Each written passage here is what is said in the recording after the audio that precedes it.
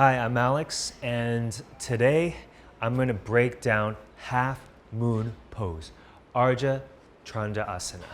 This is a warm-up posture. Of course, if you're starting out, for example, in the morning and it's the first time you're doing it, you might be a little bit stiff, but there's always little modifications you can do. So when we practice yoga, technique is everything. There's no posture that says you're required to go to a certain depth.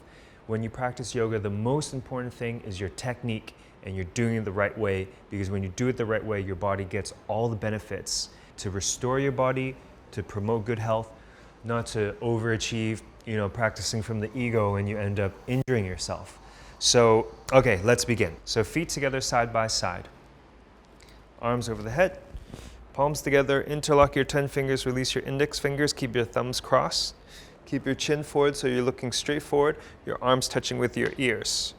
And then stretch up, slowly bend to the right side in an absolutely straight line. Slowly come up, left side. Breathing through your nose.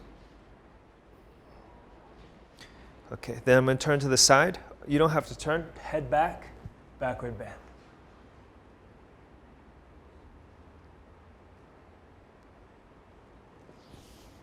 Forward bend. Hands on the floor, you can do a little shake when you do it. Then you're going to step on your fingers on the back. Pull on your heels.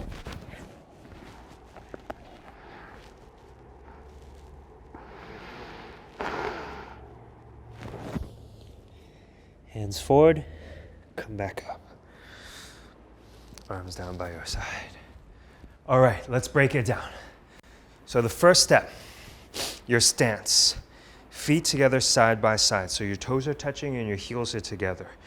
This affects your whole body. So if you stand this way, it's going to change the whole way your body is positioned. So you want everything nice and straight and in line. So it's very important to first have a good stance. The next part, when you stretch your arms over your head and bring your arms over the top, make sure it's best to practice with the mirror in front of you so you can see your body's form and technique. First thing is the grip. We're always going to grip. So you're going to see there's a gap in between my hands' palms.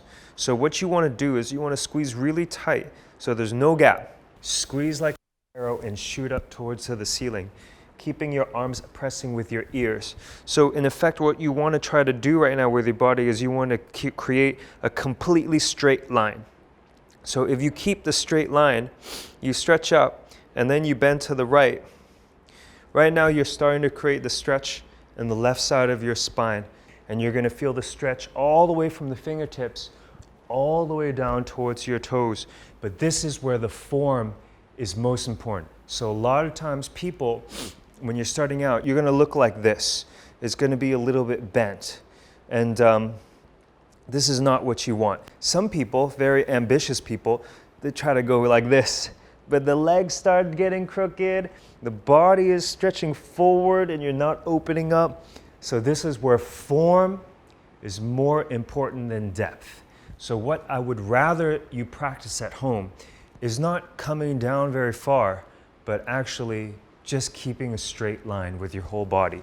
So it might look like this. This is absolutely, actually perfect. So always stretch up first. So stretch up from the waist and then go. Come back up to the middle, stretch up, and then go to the left side. So both sides hold. See if you can hold for 1 minute. Okay, so that's the left and the right side. Straight line. Remember, when you're practicing right and left, keep your body in a straight line. That's the bottom line. Okay, next posture, part 3, the backward bend. It's all mixed up. People are so scared to backward bend, but actually it's one of the safest movements in the whole practice. So the first things first, before you start this posture, you have to, in your mind, give yourself a little check, not to be scared. Go for it, 100%, killer instinct. Don't even think, don't even blink your eyes. Once you go, you just go. So it's actually fairly easy. What you do, keep your feet together side by side. This time, try to keep your butt a little bit tight and your hips pushing forward. So the first step is you're going to drop your head back and your eyes. Where your eyes go, the rest of your body will follow. Next, we're going to incorporate the arms. Your arms are still stretching up first. Drop your head back all the way. Find your breathing through the nose, and then slowly go back. Trace a line against the wall, and then go all the way back as much as you can. When you're here, find your breath again, and keep going.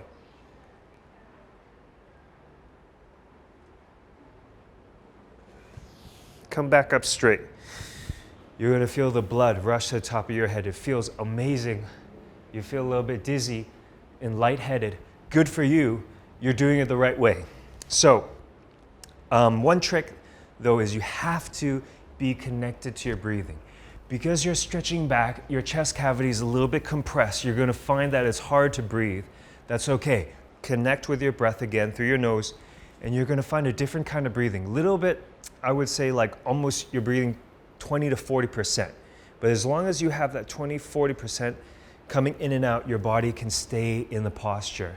This one you can, in your mind, count to 30, but as long as you're breathing, go with the breath and see how you feel.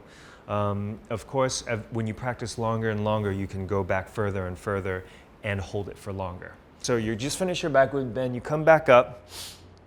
Now slowly when you come down, don't rush down very quickly. Take your time, suck your stomach in to engage your core so you don't hurt your back. And then for people who are starting out with not that great flexibility, you can bend your knees when you come down. Otherwise, keep your arms straight, still like an arrow shooting up, and slowly come down. Put your hands on the floor and then move your hips several times, right and left, to warm up your lower spine and your hips. Okay, so this posture, the fourth part, it's quite long because it's very technical. And it's also very challenging, and this is where a lot of the modifications will come in. So the most important thing in this posture is to learn how to sandwich your upper body to your legs. So when you do this, in your mind, keep your stomach on your thighs, chest on your knees, and your face on your legs below the knees, on your shins. You have to learn how to sandwich the body. So it's not about keeping your legs straight as it might look like, but it's actually about just learning how to sandwich your body on your legs. So let me show you what that looks like now. So step on your fingers on the back, pinky fingers together side by side, so you have a grip on your heels. And now I'm going to sandwich my body. Like this. Tuck your chin in a little bit, touch your face on your thighs, on your shins, I mean. So you can see my legs are not straight. But this position is actually 100% correct position, form-wise. So starting out, when your flexibility is not so good, form first. Keep on coming back to this point over and over again.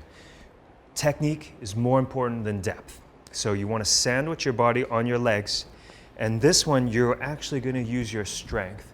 So in yoga, actually, there is a lot of strength necessary. This is another big misconception that people have about yoga, it being very flexible. Actually, you need to be very, very strong to practice yoga because you're going to use your strength right now to create your flexibility.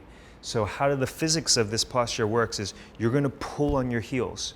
And because of the position you put in your body has nowhere else to go except for lengthening and creating the flexibility.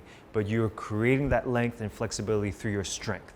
So the more you pull on your heels, keeping your body sandwiched on your legs, you're going to start to stretch your hamstring, your legs, then your hips will stretch, then your lower spine will stretch, then your upper spine, until your whole body in this posture is stretching 360 degrees using your strength. It's amazing. It's a great, yoga is about a balance between strength and flexibility. So let me demonstrate a little bit how it looks like, the struggle when you're doing this posture. Keep your eyes open, breathe through your nose calmly in and out with your smiling happy face, and try to hold this posture for about a minute too. Okay, let me demonstrate now the whole sequence, the 4 parts. Okay.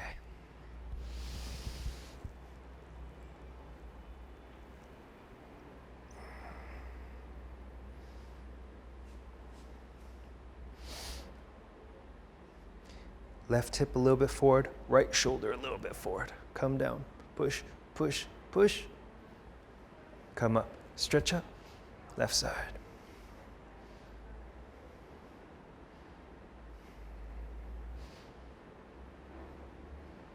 Come down, come down, come down. Slowly come up. Let me turn to the side, show you the backward bend.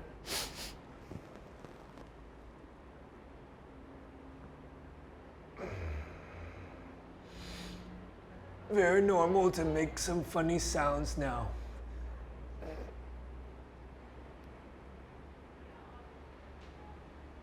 Come up. Slowly come forward.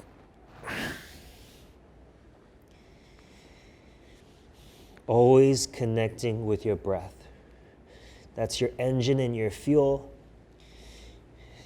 You'll find that oftentimes when you stop breathing, that's when you can't do the posture anymore.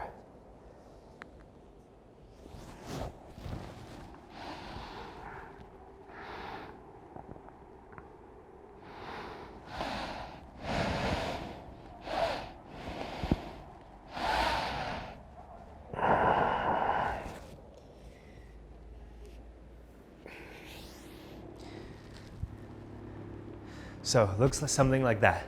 That's just a rough example. Warm-up posture. Form over depth.